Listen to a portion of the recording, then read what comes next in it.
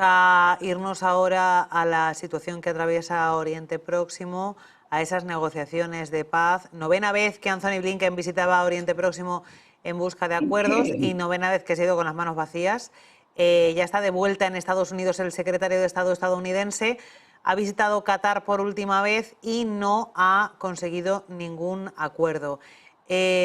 ¿Hasta qué punto creéis que la situación actual da para alcanzar un acuerdo? Ahora se habla de que es Hamás quien no estaría de acuerdo con la propuesta de Estados Unidos, una propuesta de la que no ha trascendido apenas nada, Eduardo. Bueno, veo es que, bueno, ya sabéis que estoy ahora terminando un libro sobre el tema este y es que no es posible un acuerdo. Es decir, que no es posible. ¿Y por qué no es posible un acuerdo? No es posible un acuerdo porque si de un lado hay un grupo terrorista y del otro lado hay, digamos, un Estado demócrata es un miembro de Naciones Unidas, pues entonces es muy complicado. Es decir, que... pero saliendo de este circuito, quisiera poner, porque esto se conecta también con Estados Unidos, quisiera poner otra perspectiva, ¿no? Para yo creo que no es posible un acuerdo en este momento, vaya Blinken o no vaya Blinken. Pero hay un asunto que se habla poco y tiene que ver con Donald Trump. En el año 2020 es la primera vez que se pone sobre la mesa un plan de dos estados, el Estado de Palestina y el Estado de Israel, de forma seria, que son, lo recordarán los acuerdos de Abraham o Abraham.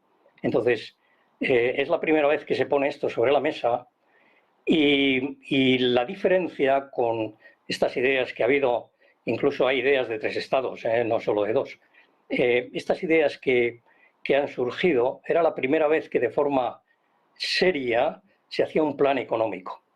Entonces, este plan económico, que era una inversión de 50.000 millones de dólares, y me parecía muy relevante, la idea era que, por ejemplo, la Franja de Gaza se convirtiera en el Singapur del Mediterráneo. Entonces, esto claro, digamos, Donald Trump pierde las elecciones. Bueno, Barack Obama nunca le puso mucha atención a Oriente Medio, incluso tuvo que ver bastante con la guerra de Rusia, con la guerra de Siria, la guerra civil. Y luego Joe Biden, pues simplemente lo que trata es proteger a Israel como es tradicional. Pero lo que quisiera poner encima de la mesa es precisamente esto, es decir, que es posible otro modelo.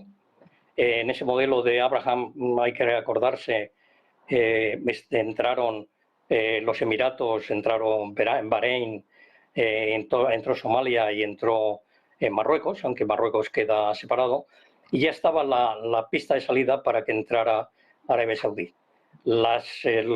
Digamos, los atentados terroristas del 7 de octubre del año pasado, pues bueno, a mi modo de ver, eran para parar la entrada de Arabia Saudí. Si hubiera entrado Arabia Saudí en ese modelo, desde luego Oriente Medio sería distinto de lo que soy. Eduardo, ¿crees entonces que con Trump en la Casa Blanca sería más fácil alcanzar una solución al conflicto en Gaza? Bueno, es que está escrito, es decir, que está escrito. Entonces, es un plan que no se le dio mucha publicidad. Es un plan bastante bien armado. Es decir, se hablaba de los dos estados.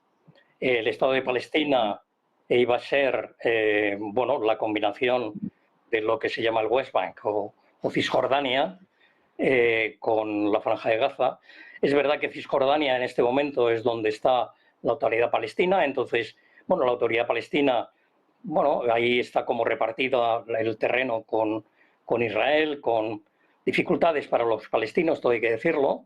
Y la idea que tenía, bueno, lo que separa la Franja de Gaza se separa del West Bank alrededor de pues unos entre 60 kilómetros, 70 kilómetros. Bueno, ha habido una idea de decir, bueno, vamos a hacer un corredor, con lo cual sería, bueno, vamos a partir Israel por dos. Es decir, que eso es inviable. Pero entonces la idea de este plan iba a unirlo mediante, eran 35 kilómetros o 30 kilómetros, y se unía con un túnel. Entonces, bueno, era una idea interesante y a mi modo de ver, lo que necesita Oriente Medio, lo que necesitamos todos es que haya un esquema de paz. ¿Y qué es lo que pide Israel? Israel dice, bueno, dejen ustedes de atacarme y vamos, si ustedes me atacan, yo, lógicamente, pongo mi ejército a funcionar, pero si no me atacan, pues podemos llegar a un entendimiento. Y de hecho es lo que ha pretendido Netanyahu en esta visita que hizo en julio a la Casa Blanca y su discurso en el Congreso, era precisamente va en esta línea. Es decir, que y esto era el plan de Trump, es decir, que el modelo aquel, los acuerdos de Abraham iban por esta línea, es decir, que separaran los ataques terroristas, que no solo vienen de Hamas, pero también vienen de Hezbollah y también vienen de Siria y luego, obviamente, Irán tiene participación. Y entonces, si eso se llegara a un acuerdo de no atacar, pues yo creo que se podría llegar a un arreglo. El problema es que, bueno, hubo unas elecciones en la Franja de Gaza en 2006, las ganó Hamas, tendría que haber hecho elecciones, pero claro, a nadie le interesa hacer elecciones cuando no tiene, digamos, la sartén por el mango. Entonces yo creo que si viniera Trump iríamos otra vez al modelo de los acuerdos de Abraham. Quería preguntar también, Sergio, si no sé hasta qué punto tú ves que la imagen de Netanyahu se está debilitando ciertamente, porque hay voces dentro de Israel que hablan de que a él no le interesa llegar a un acuerdo de paz y se está presionando mucho por parte de Israel, por parte de los mediadores, etcétera, con los rehenes. Netanyahu tiene un plan claro, que es acabar con Hamas. Creo además un plan totalmente equivocado que repite lo que hizo Estados Unidos en Afganistán, lo que se hizo en Irak, que es querer acabar con el terrorismo a través de un avance militar, a través de ataques, y a partir de ahí se piensa que se puede transformar, se pensaba que se podía transformar Afganistán, se pensaba que se podía transformar Irak, y Netanyahu cree que arrasando la Franja de Gaza va a acabar con Hamas. Eso no es una realidad. Hamas no va a desaparecer. Podrá acabar con Ismail Haniyeh, como ya lo han hecho, por la muerte del líder de Hamas hace unas semanas en Teherán. Se podrá acabar con los líderes actuales de Hamas. Pero el islamismo radical va a seguir existiendo. Y hemos visto cómo después de la guerra contra el terror, no solo sigue existiendo el terrorismo global, el terrorismo yihadista, sino que se ha multiplicado. Cada vez hay más organizaciones, ya no solo vinculadas al Estado Islámico, organizaciones que han surgido como Al-Shabaab en Somalia, como Boko Haram, que en algunos momentos pueden jurar fidelidad a las principales organizaciones, en los no. Y Hamas, aunque tiene sus particularidades, porque es un terrorismo con un tinte nacionalista, pero Hamas no va a desaparecer por mucho que Netanyahu siga avanzando. Pero sí que es verdad que Netanyahu tiene ese objetivo de arrasar Gaza porque considera que así va a acabar con Hamas. Y mientras Netanyahu siga como primer ministro de Israel, yo veo que es muy complicado que se pueda conseguir un acuerdo de paz. Además, los acuerdos de paz se están negociando desde fuera. Está Qatar, está Egipto, está Estados Unidos, pero Hamas no se quiere sentar a negociar. Netanyahu tampoco quiere hacer mucho caso ni prestar atención a lo que se está negociando, salvo que eso implique una situación muy beneficiosa para sus intereses. Y una situación que lleva enquistada, hablaba Eduardo antes de las elecciones del año 2006, que gana Hamas no solo en Gaza, sino también en Cisjordania. Y eso hay que tenerlo claro, que Hamas tiene un apoyo en Gaza y en Cisjordania, y que si se repitieran elecciones, pues probablemente podría volver a ganar Hamas. Por tanto, ese escenario idílico, es decir, se elimina a Hamas, elimina a la organización militar actual, y se puede plantear una paz en el territorio que hoy ocupan Israel y Palestina, pues lo veo muy difícil. Y luego también, volviendo a los acuerdos de Abraham, los acuerdos de Abraham fueron considerados por Hamas como una traición hacia el pueblo palestino, porque esto lleva a Emiratos Árabes a normalizar las relaciones con Israel, ignorando la situación de Palestina. Y el gran riesgo era que, como bien ha comentado Eduardo, que Arabia Saudí también pudiera normalizar las relaciones con Israel, lo que habría llevado a la cuestión palestina a una posición totalmente secundaria. En ese escenario es cuando Hamas ataca a Israel el 7 de octubre y se inicia este conflicto, que no es más que la continuación de lo que lleva sucediendo desde hace décadas, pero con tintes mucho más dramáticos, porque Israel, de la mano de Netanyahu, ha decidido que la única manera de acabar con este conflicto es eliminando a Hamas. ¿Algo que añadir, Eduardo, o cambiamos de tema? Muchas gracias. Pues quiero hablaros también de China, y es que pues, el gigante asiático ha amenazado hoy con llevar a cabo una serie de investigaciones ahora sobre los productos lácteos europeos. Responde así a los aranceles al vehículo eléctrico que quiere imponer Bruselas. Os quiero preguntar cómo creéis que va a evolucionar esta guerra comercial entre China y Europa, que parece ahora más intensa que con Estados Unidos, porque al final está claro que va a ser un toma y daca continuo. ¿Quién va a ganar y quién va a perder, Eduardo? Bueno, volvemos a los números, es decir, que la relación comercial entre la Unión Europea y China, es decir, las exportaciones europeas a China son alrededor de un 10% del total, y las exportaciones de China hacia la Unión Europea son alrededor de un 20% del total. Es muy distinto con Estados Unidos, porque con Estados Unidos ocurre como, digamos, al revés, es decir, tenemos una balanza comercial positiva con Estados Unidos. A nivel de la Unión Europea hablo, no país a país, porque eso cambia, y viene a ser aproximadamente al revés, es decir, se exporta el 20% a Estados Unidos y les compramos con un 10%. Pero ¿qué es lo que vende China a Europa y qué es lo que vende Europa a China? Europa no es una región que venda tecnología y, por lo tanto, China, ¿qué es lo que compra? China, fundamentalmente, lo que está comprando, tampoco nosotros producimos materias primas, luego China lo que está comprando son productos agrícolas. Los productos agrícolas,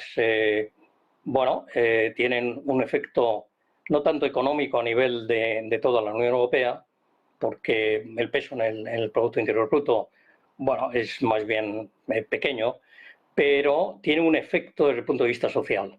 Es decir, que hay países en la Unión Europea en los cuales el peso de la industria agrícola es muy importante. También España, por cierto.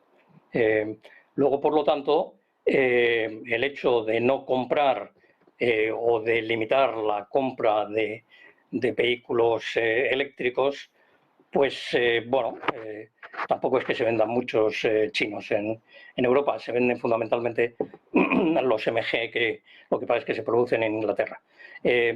Luego, llegarán a un acuerdo, pero yo creo que China puede hacer bastante más daño que la Unión Europea a China, desde el punto de vista económico. ¿Y tú cómo lo ves, Sergio? Pero decías, ¿quién gana, quién pierde? Yo creo que en estas guerras comerciales al final pierden todos.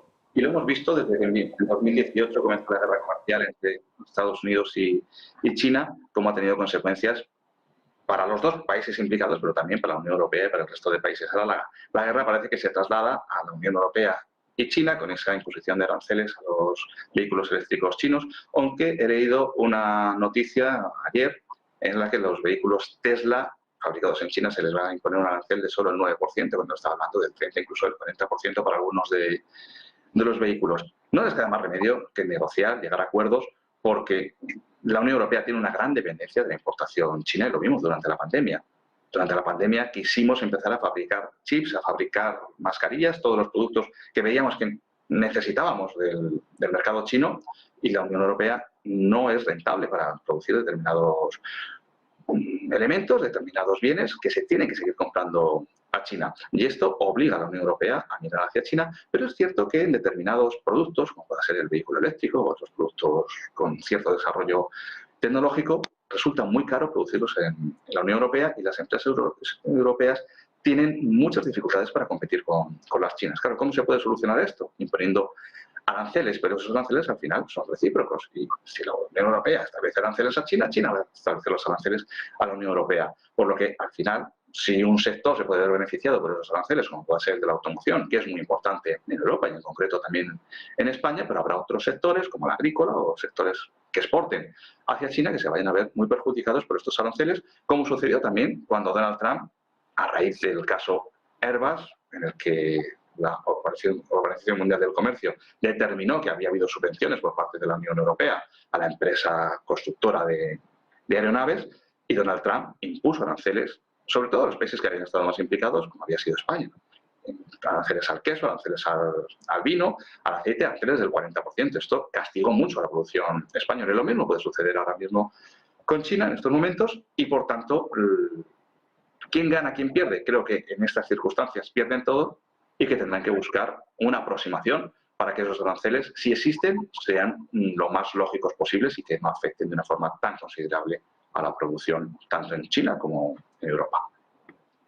Esa reflexión que hacía Eduardo sobre el valor simbólico, no tanto económico, de esos productos agrícolas y demás aquí en Europa. En relación a esos vínculos entre Europa y Asia y la tecnología, dependencia y demás, os quiero preguntar ya por último por ese acuerdo que se ha alcanzado con Taiwan Semiconductores para poner en marcha una fábrica aquí en Dresde, en Alemania, de un sector en el que Europa va muy retrasado, que es el de los semiconductores.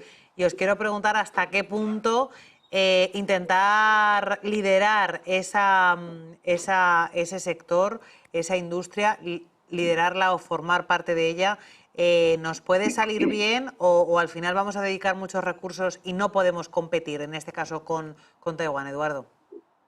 Bueno, antes de ir a esto, quisiera, para terminar, para poner números, es decir, que los números siempre nos ayudan.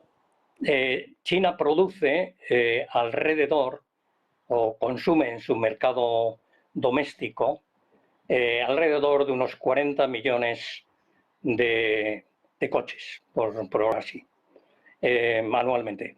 Europa son 10 millones.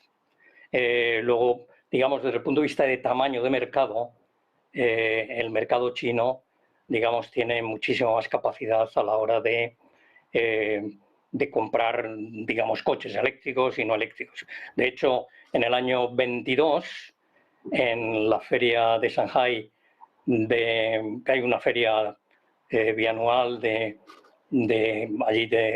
vehículos, de motores, etcétera, China presentó 100 modelos de vehículos eléctricos, es decir, que estamos hablando de dimensiones, digamos, muchísimo mayores de las europeas. Esto me va a llevar a los chips ahora.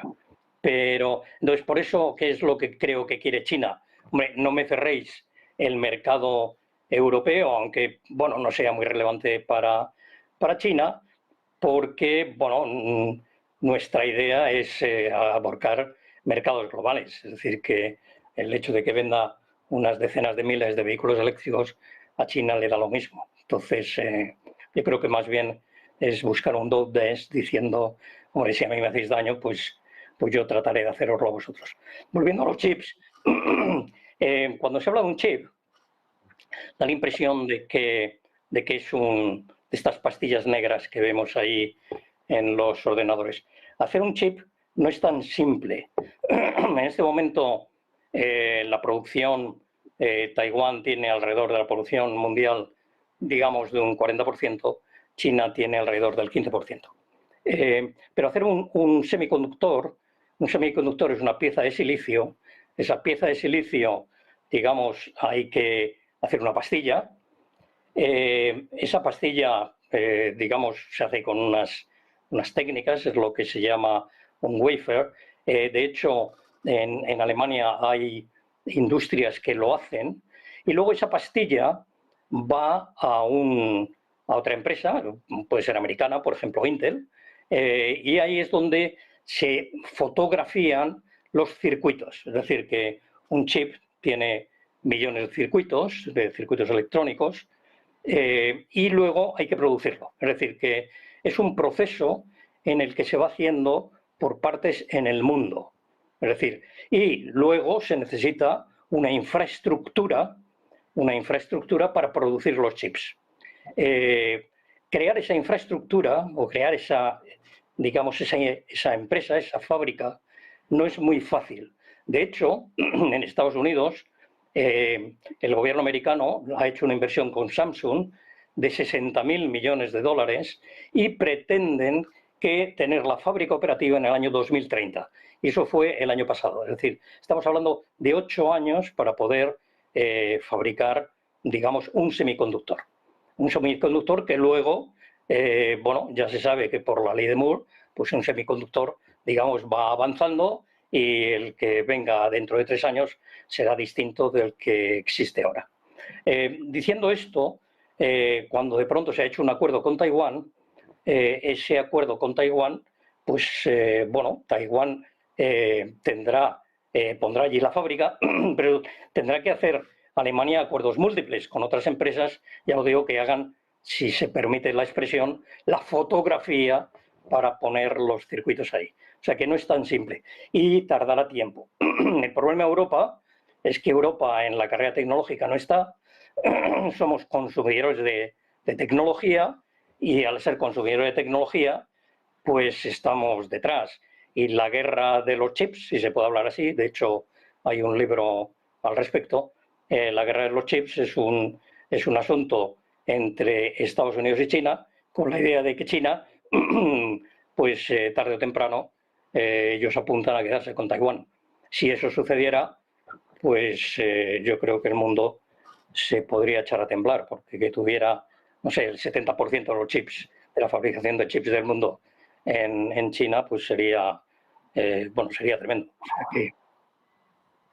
Pues Eduardo, me están diciendo por aquí que tú tienes que abandonar ya la tertulia porque tienes una reunión, así que por supuesto que sí, vamos a despedirte. Muchísimas gracias por acompañarnos. Eduardo Lier, presidente del Instituto Choiseul en España y profesor honorífico del Centro Superior de Estudios de la Defensa Nacional. Te despido y sigo con Sergio. Gracias, Eduardo. Gracias. Hasta luego. Muy bien, pues aquí seguimos. Sergio, y tu respuesta en relación a este tema de los chips y de Taiwán, que tiene mucho que ver con todo lo anterior y con esa dependencia de la tecnología asiática que tenemos en Europa. ¿Crees que si analizamos las 20 compañías más potentes en tecnología, es muy difícil encontrar empresas europeas? Europa está varios pasos por detrás de Estados Unidos y de China, pero quiere actualizarse, quiere competir en los mercados. Lo que hay que tener claro también es que los costes de producción en Europa son muy elevados. Hay que descentralizar esa producción, contar de nuevo con países en otros continentes en los que es más barato producir, aunque sean determinadas piezas, y esto complica mucho a Europa el poder competir con Taiwán, poder competir con China y con otros lugares del mundo. Pero nos dimos cuenta, ¿no?, de que esa dependencia, nos hemos dado cuenta en los últimos años, porque Europa yo creo que ha vivido durante décadas totalmente fuera de la realidad en cuanto a la dependencia que se estaba generando desde el punto de vista energético y desde el punto de vista tecnológico. Cuando estalla el conflicto en Ucrania, nos damos cuenta de la dependencia energética y de lo difícil que resultaba para Europa abastecerse de gas. Empezamos a plantear importar el gas licuado de Estados Unidos. Los problemas con Argelia, entre España y Argelia, también generan ahí mayores tensiones, y esa dependencia gasística estamos viendo cómo sigue llegando gas desde Rusia, y yo creo que seguirá llegando a pesar de las sanciones. Y en cuanto a la tecnología, pues nos encontramos también con una situación muy complicada en la que los países europeos no han sido capaces de ir avanzando al mismo ritmo que lo han hecho Estados Unidos y China, y esto plantea grandes retos para Europa que se tratan de solventar, pero que ese espacio perdido va a ser muy difícil de recuperar y de poder competir en igualdad de condiciones con China y con Estados Unidos. Pues así es como nos vamos a despedir. Sergio Castaño, experto en relaciones internacionales, ha sido un placer tu participación también en nuestro programa En Todo es Geopolítica. Un abrazo y gracias. Muchísimas gracias. Hasta la próxima. Y así es como vamos a despedir este espacio después de haber actualizado y sobre todo analizado toda la información internacional de la jornada En Todo es Geopolítica. Nos vamos ahora con una pausa publicitaria. Gracias por acompañarnos.